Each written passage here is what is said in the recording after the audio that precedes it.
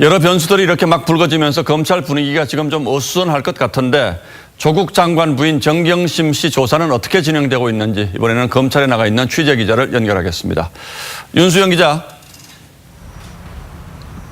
네, 서울중앙지방검찰청에 나와 있습니다. 자, 정경심 씨는 이미 3번 소환 조사를 받았죠. 또 언제 부를까요? 네, 검찰은 이르면 내일 정경심 교수를 소환해 조사할 계획입니다. 이번이 4번째 소환 조사입니다. 방식은 역시 언론에 노출되지 않는 비공개 소환 조사가 될 것으로 보입니다. 그런데 정경심 씨가 동양대에서 가져갔다는 노트북 PC 여기에 뭔가 중요한 물증이 들어있을 거다 이런 얘기도 있는데 이건 아직 검찰이 확보를 못한 거죠? 네, 그렇습니다. 검찰은 정 씨를 상대로 사모펀드 의혹에 대한 추가 조사를 벌이는 한편 정 교수가 동양대 압수수색 전 빼낸 것으로 보이는 노트북의 행방도 캐물을 것으로 보입니다. 검찰은 이 노트북을 정 씨의 자산관리인이 보관하고 있다가 인사청문회 당일인 지난달 6일 여의도 켄싱턴 호텔에서 다시 정 씨에게 전달됐다는 진술을 확보했습니다.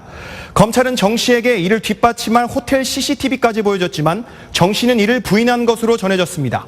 검찰은 이 노트북에 정 씨를 둘러싼 각종 의혹의 핵심 증거들이 들어있을 것으로 보고 이를 확보하는 데 주력하고 있습니다.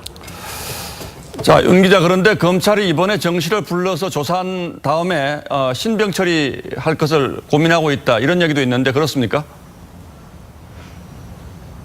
네, 정 씨는 이미 3차례에 걸쳐 검찰 조사를 받았지만 실제 조사 시간은 길지 않았던 것으로 알려졌습니다.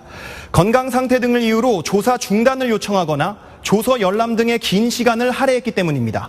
그나마 혐의 대부분도 부인한 것으로 알려졌습니다.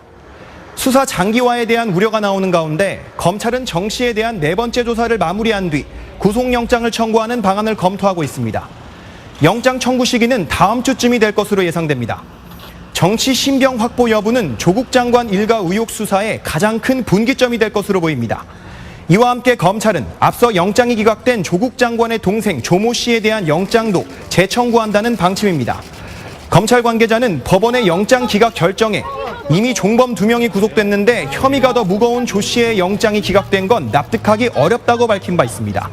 지금까지 서울중앙지검에서 TV조선 윤수영입니다. Let it go.